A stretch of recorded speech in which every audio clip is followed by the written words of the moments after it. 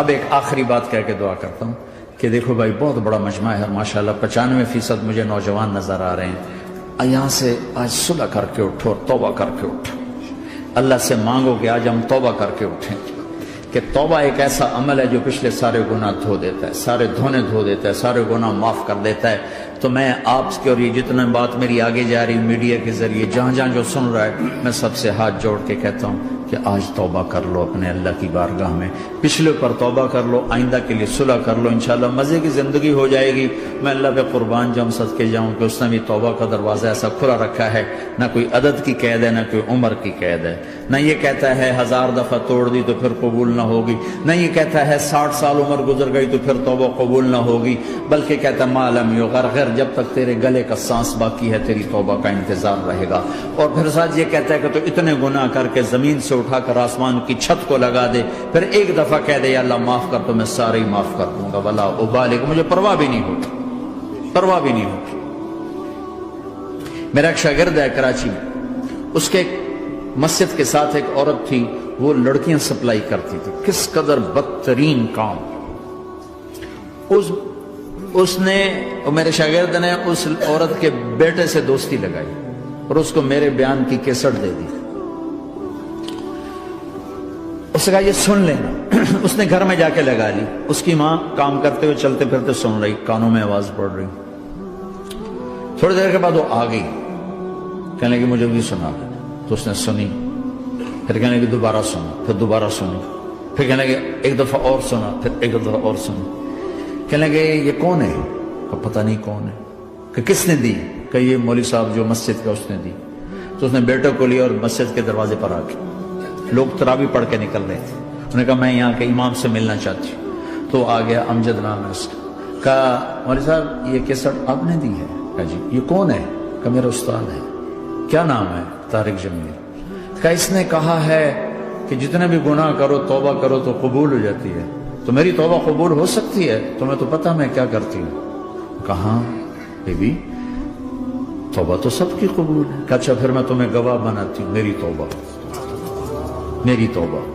اور اگلے دن مسجد میں آنا شروع کر دی تراویح میں, اور دعا کرے یا اللہ اگر میری توبہ قبول ہے تو مجھے اٹھا لے, اگر میری توبہ قبول ہے تو مجھے اٹھا لے, اگر میری توبہ قبول ہے تو. زور زور سے دعا کرتی عورتوں کے اس میں, جس طرح عورتیں نماز پڑھتی تھی.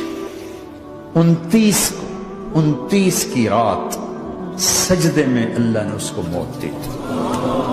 ساری زندگی لڑکیاں سپلائی کی اور موت آئی رابعہ بصری جیسے. توبہ ایسی چیز, اے اللہ میری توبہ قبول ہے تو مجھے اٹھا لے. 29 کی رات سجدے میں اللہ نے اس کی روح کو قبض کی. تو میرے بھائیو بہنوں, جتنا مجمع آپ موجود ہو, جتنا اس کے ذریعے سے سن رہا ہے, آج توبہ کر لو. پتہ نہیں نہ جانے بلا لے پیا کس گھڑی, پتہ نہیں رب کا بلاوا کب آ جائے. تم توبہ کر اور اپنے مالک کو راضی کر. تو نیت کرتے ہو میرے ساتھ, سارے کرتے ہو نا, تو کہو یا اللہ میری توبہ, پھر کہو یا اللہ میری توبہ, پھر کہو یا اللہ میری توبہ. اللہ کی قسم اگر دل سے کہا ہے سب معاف ہو. میں نواب شاہ میں تھا تو ایک وڈیروں کو جمع گیا. وڈیرے مسجد میں تو آ نہیں سکتے, سندھی وڈیرے, تو ہم نے ایک وڈیرے سائیں کے گھر میں ہی بیان رکھ دیا.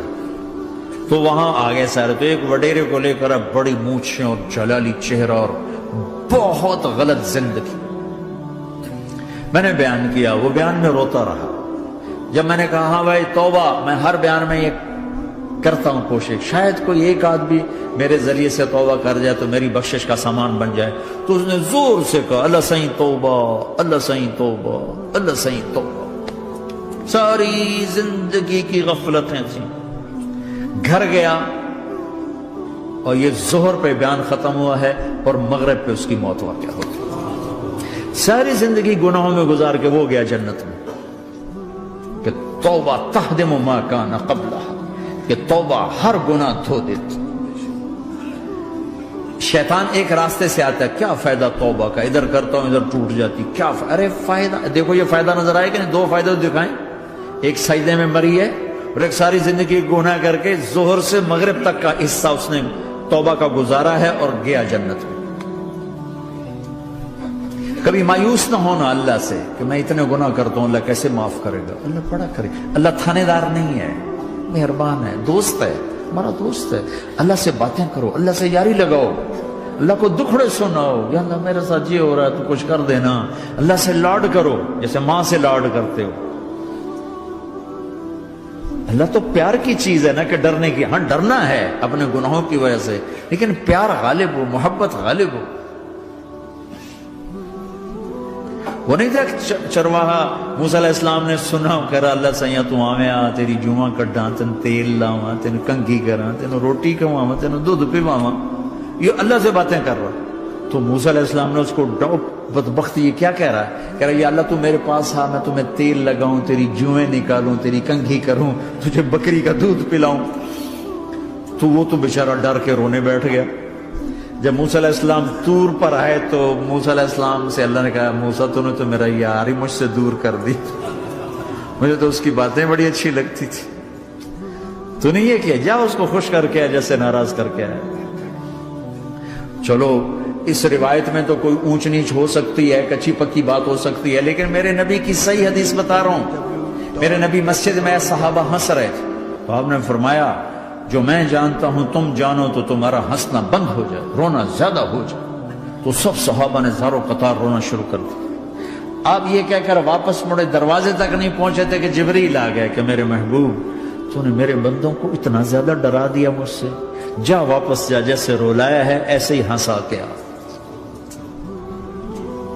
اللہ پاک تو ہمارے مالک خالق، ہمارے مہربان ہیں.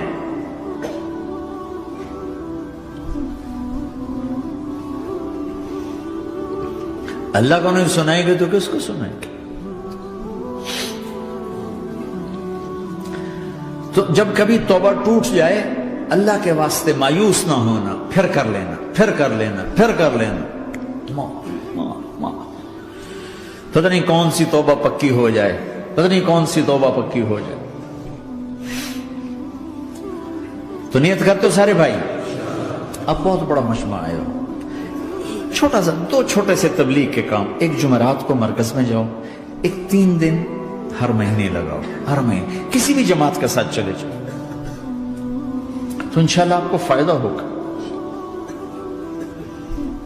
جس جماعت میں 3 دن میں لگے اور میں نے کہا 4 مہینے لگاؤں گا، 4 مہینے اللہ نے تقدیر لکھی تھی تو میں آگے چلا گیا رائمنڈ سے مل گئی جماعت، سارے ان پڑھ، سارے بڑی میری عمر 18 سال اور سب 40 سال سے اوپر، 60 70 اور سب ان پڑھ اور سب ڈیرہ اسماعیل خان کے دیہاتی، اور اتنے غصے والے کہ جماعت میں روز لڑائی ہوتی تھی. ایک آدمی چائے نہیں پیا کرتا تھا تو وہ روزانہ کہتا چائے کیوں بنائی ہے، میری چوانی واپس کرو، 4 آنے میرے واپس کرو. تو 4 آنے روزانہ واپس لیتا تھا، باقاعدہ 4 آنے اس کو روزانہ واپس کیے جاتے تھے کہ میں چائے نہیں پیونی، میری چوانی واپس کرو. اور جماعتوں میں جھگڑا ہوتا ہے کہ تم نے کھانا اچھا نہیں بنایا. اس جماعت میں جھگڑا ہوتا تھا کہ کھانا اچھا کیوں بنایا، اس پہ لڑتے تھے کہ خرچہ زیادہ ہو رہا ہے. اور خرچہ کتنا ہوا تھا؟ 1 مہینے کا سفر، جانا آنا بس کا، جانا بس کا آنا. اور اس زمانے میں کوئی کھانا کھلانے والے ہیں، سب خود پکایا. 2-4 جگہ کہیں ضیافت ہوئی، 27 روپے ٹوٹل خرچ ہوا تھا. کہ زیادہ خرچہ ہے، روز لڑائی، روز لڑائی. ایک اس میں رانگڑ تھا، اس کو اذان کا بڑا شوق تھا، وہ جاتی اذان دینی شروع کر دی. وہ بھائی اللہ کے واسطے بھائی تو مسجد کے معاملے میں دخل نہ دے، کیوں نہ دوں؟ گردن لمبی ہوگی، مؤذن کی گردن لمبی ہوگی، میں تو دوں گا.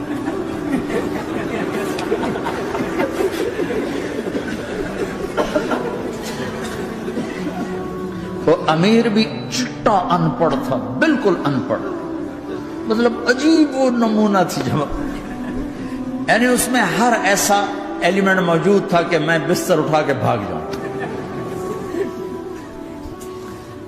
لیکن مجھے اسی سے فائدہ ہو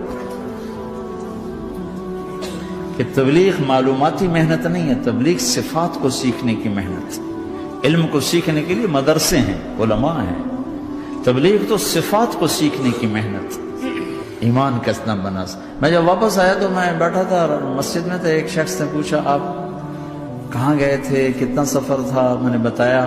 کہنے کہا آپ نے کیا سیکھا؟ وہ نے مجھ سے کہا آپ نے کیا سیکھا؟ میں نے کہا میں نے اپنی مرضی کے خلاف کرنا سیکھا. کہا ماشاءاللہ ماشاءاللہ آپ نے بہت سیکھا، بہت سیکھا. وہ ساری زندگی اس سے پہلے اپنی مرضی پہ گزر، اپنی چاہتیں، اللہ نے ماں باپ سے دیا ہوا بہت کچھ، لیکن جو میری بنیاد بنی وہ سفر تھا جس میں روز لڑائی ہوتی تھی. تو کسی بھی جماعت میں چلے جاؤ، ویکنڈ چلے جاؤ، یہ نہ دیکھو کون ہے کون، چلے جاؤ. اس جانے میں اللہ کی ہدایت کا نظام چھپا ہوا ہے. اور تم میں کوئی دو ایسے نہ ہو جو لڑے ہوئے، اٹھتے ہی صلح کرنا. میاں بیوی میں کھٹ بٹ ہے، اٹھتے ہی صلح کرنا. بہن بھائی لڑے ہوئے ہو، ماں باپ سے لڑے ہوئے ہو، اٹھتے ہی صلح کرنا. جو صلح کرنے میں پہل کرے گا اللہ کا محبوب بن جائے گا. شیطان پرانا کھلاڑی ہے نا کوئی، اور ہے بھی تجربہ کار، گول بھی بڑے ٹھگا ٹھگ کرتا ہے. نہیں، وہ روزانہ اپنی میٹنگ بلاتا ہے. میٹنگ، ہاں بھائی کیا کیا؟ تو کہتے ہیں جی زنا کرایا، تو ایسے بیٹھا رہتا ہے یوں سر جھکا کر. چوری کرائی، نماز نہیں پڑھنے دی، جوا کھلایا، یوں کرتا. ایک لنگڑا بھیڑتو شیطان پیچھے سے کہتا ہے جی میاں بیوی کو لڑایا، او شاباش کام تو کر کے آیا ہے. میاں بیوی کو لڑایا، آجا آگے آجا آگے آجا آگے آجا. اس کو بلا کر گلے لگاتا ہے، پھر یہاں اپنے پاس بٹھاتا ہے. وہ بدبختو یہ ہے اصل کام. شرابی کی شراب اس کی ذات تک، میاں بیوی کی لڑائی، نسلیں برباد، خاندان برباد، اولاد برباد.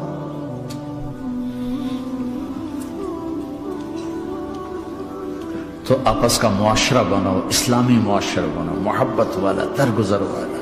ایک دوسرے کی تعریف کرو، ایک دوسرے کو گفٹ دو، ہدیہ دو.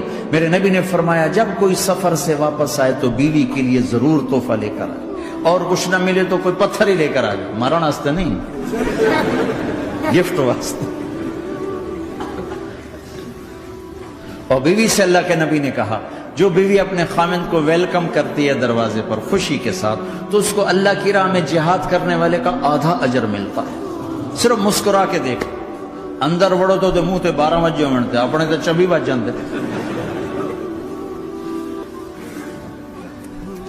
کبھی بیوی خامند کو تانا نہ دے، خامند بیوی کو تانا نہ دے. پیار محبت کے انداز میں بات کرو جو دلوں میں. اولاد کو بھی ایسی ڈانٹ ڈپٹ، یہاں تو ویسی ڈانٹ ڈپٹ نہیں ہے، لیکن میرے نبی کا طریقہ بھی یہ نہیں ہے. نیت کرتے ہو انشاءاللہ، درود شریف پڑھو. اللہم لک الحمد کما انت اہلہ، فصل علی محمد کما انت اہلہ، وفعل بنا ما انت اہلہ، انک اہل التقوی و اہل المغفرہ. اے میرے مولا، تیرے ماننے والے بندے بندیوں کا جمع غفیر ہے، بہت بڑا مجمع ہے. میرے اللہ اس غفلت کی جگہ میں یا اللہ یہ تیرے نام لینے والے جمع ہوئے ہیں، تو بھی نظر کرم فرما، نظر کرم فرما، نظر کرم فرما. محبت کی نکاح دے، محبت کی نکاح دے، محبت کا معاملہ فرما.